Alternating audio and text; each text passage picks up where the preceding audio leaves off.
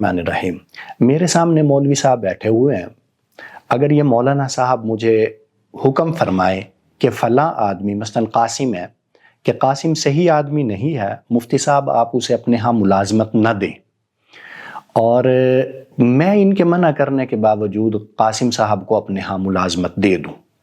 और ये मुझे मना करें कि कासिम को अगर आप अपने पास रखेंगे तो कासिम नुकसान पहुँचाएगा, मेहनत नहीं करेगा, काम चोरी करेगा, आप उसे मुलाजमत न दें, अपने यहाँ मुलाजिम न रखें। मैं इनके मना करने के बावजूद मुलाजिम रख लूँ। महीना 2 महीने गुजरें तो मौलाना साहब का मुझे फ़ोन आए कि मुफ्ती साहब मैंने आपकी तरफ आना है। तो मैं कासिम को बुला के ये कहूँ कि देखो मौलाना आ रहे हैं, मौलाना ने मुझे मना भी किया था और मौलाना ने फरमाया था कि तुम काम चोर हो, काम नहीं करते, तो कम से कम जब मौलाना साहब मेरे यहाँ हो, मेरी फैक्ट्री में हो, तो कम से कम उस वक्त तुम मेहनत से काम करना। ये न हो कि मौलाना जो है, चूँकि मौलाना ने तो मुझे मना किया था, मौलाना ने तो कहा था कि ये बंदा ठीक नहीं है, तो मैंने मौलाना के मना करने के बावजूद तुम्हें रखा है। तो ऐसा ना हो कि मौलाना आए और तुम काम चोरी में लगे हुए हो।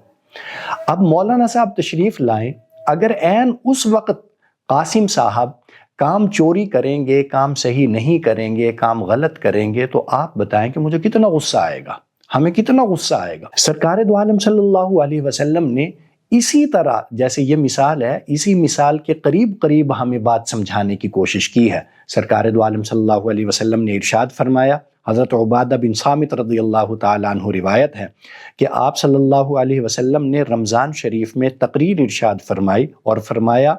कि ऐ लोगो, एक बरकत वाला महीना रमज़ानुल मुबारक का आ चुका है,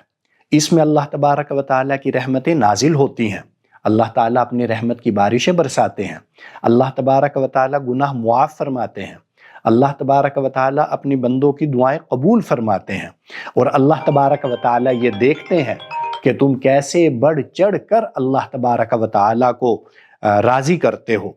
और अल्लाह तबारक व तआला इस महीने में फ़रिश्तों पे फ़ख्र फरमाते हैं। फ़रिश्तों ने मना किया था ना कि इंसान को पैदा ना करें, तो अल्लाह तबारक व तआला फ़ख्र फरमाते हैं कि फ़रिश्तों तुमने तो मना किया था कि इंसान गुनाह करेगा, देखो मेरे बंदे कैसे मुझे राज़ी करने में लगे हुए हैं। और आगे मेरे आका सरकार दो आलम सल्लल्लाहु अलैहि वसल्लम ने मुझे और आपको ये इरशाद फरमाया, फ़अरुल्लाह मिन अनफुसिकुम खैरा, ऐन उस वक्त जब अल्लाह तबारक व तआला फ़रिश्तों पे फ़ख्र फरमा रहे हों और फ़रिश्तों को ये कह रहे हों कि देखो मेरे बंदे कैसे इबादत में लगे हुए हैं, कम से कम उस वक्त गुनाह से बचना, कम से कम इस रमज़ान शरीफ को नेकी के अंदर गुजारना।